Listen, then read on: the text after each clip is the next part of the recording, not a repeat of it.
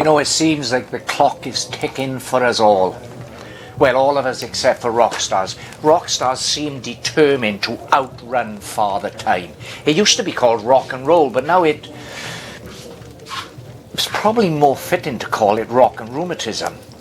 Welcome to the Tainted Tavern. Oh, come into the Tainted Tavern, come raise a glass with me. We may not put the world to right, but we'll sure give it a go.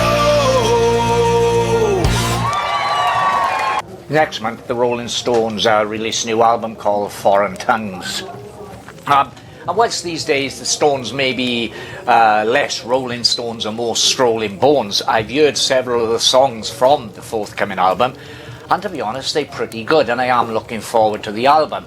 I mean, last month, Paul McCartney, who is 84 himself, released a new album, The Boys of Dungeon Lane, and it was absolutely fantastic. In my opinion, the finest album he's released this century. It's up there with the best of his solo work. And the Stones album looks similarly interesting. One of the singles, In the Stars, I think is a fantastic song, although the video that they used to tease this single, they've used de-aging software to make themselves look a lot younger in their performance. I'm not sure how I feel about that, to be honest with you. But then, let's take ABBA, for instance. They've gone one step further, and they've found a way, by using digital avatars of themselves in their live stage shows, to remain forever young. It's strange, isn't it? But this phenomenon of aging rock stars is very much a modern phenomenon. I mean, when rock and roll first came about, it was supposed to be a flash in the pan, something you did in your 20s and then went and got a tidy job. I mean, you can look back at interviews with the Beatles back in the day, and back in the day they were famously asked, this is during the first few flushes of Beatlemania, you know, and no one then would have seen that we'd still be listening to the Beatles and still obsessing over the Beatles 50 years later. But back then the Beatles were constantly asked, what will you do when the bubble bursts? What will you do when the bubble bursts? Because people, it was inconceivable to think that Beatlemania would last, and not only last but endure through the decades. It's still here today and it'll never go away, you know. And there's famous interviews in which John Lennon said, you know, we may not be able to rock and roll when we're 30. It's amusing to look back at it now, but as I say, this phenomenon of aging rock stars is a modern thing. Back when I was growing up in my teens, or when I was getting into music, McCartney was a youthful 40. And now he's 84 years of age and he's still going strong. Jagger, for instance. Jagger's 82. You got Elton John is 79. Springsteen is 76. Rod Stewart's is 81. Madonna's in her 60s, 67, I believe. You got Debbie Harry, who's 80. Bob Dylan, who's 84. And yet they refuse to step down. And kudos to them, in my opinion, because modern music is far too corporate, and it's just not real. It's artificial. It's nonsense. So thankfully we've got these aging rock stars to still provide us with new real music from real musicians. You know, it's great. All right, sometimes the universe will step in and say, you know, you can't do this anymore. I mean, take for instance Aerosmith. They were planning this big world tour, only they had to call it a day because they had to face up to the fact that Steve Tyler just couldn't cut it anymore. Age had caught up with him. Respect.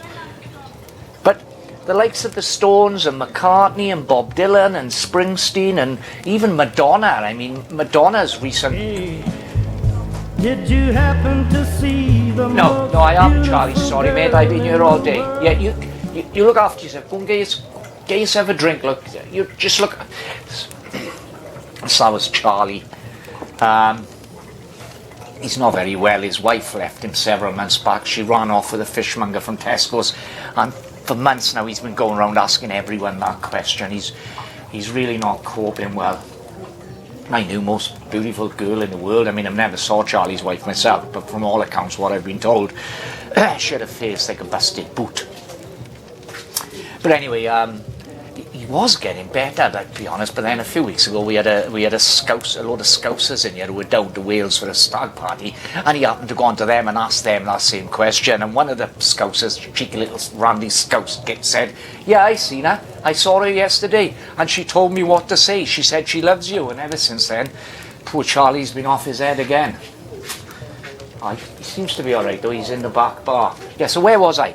Aging Rockstar. So yeah, we've got a Stones, we've got a new album coming from the Rolling Stones. I mentioned Madonna, didn't I? Now Madonna refuses to bow down at all to the ravages of time. Although I'm not quite sure what I think about that. But there we have it. But, you know, I mean, rock and roll was, it was always a youth thing. That's what it was seen as. It was the music of the youth. It was the music of the masses. And not only that, it was the music of rebellion. It was anti-establishment. I mean, these days it's been very much swallowed up by the establishment, swallowed up by the corporate music machine. Paul McCartney, don't get me wrong, I hugely admire Paul McCartney. I think the guy's a genius. He's one of my heroes, but he's a sir. I really honestly wish he hadn't accepted our knighthood. I mean, he would have kept such a level of coolness if he'd, you know, told the royals to go away, you know. Because when you accept that knighthood, you change from what you are. It changes you from what you are. You become so far removed from normal people. I wish he'd done a Paul Weller, you know, and given him the middle finger or a Bowie. Even Captain Beaky turned down the MBE. But I'm going off on a different tangent now, because even though these rockers are aging and they're getting old, and now we're looking at this thing which no one would have believed just 40 years ago, you know, if you'd said then, you know, the likes of the Stones and McCartney and all those would still be doing it in the year 2026, we never would have believed it. But I'll tell you one thing for nothing, I will take any aging rocker over the likes of Harry fucking Styles or Justin Plant Pot Bieber any day. Charlie, if you ask me again, I'm going to be crying.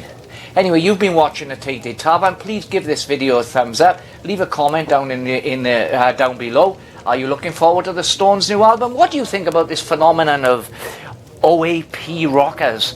And please, please, please, if you haven't done so, subscribe. Watching the Tainted Tavern. I've been Gary Dobbs, who's pretty long in the tooth myself. Come back soon.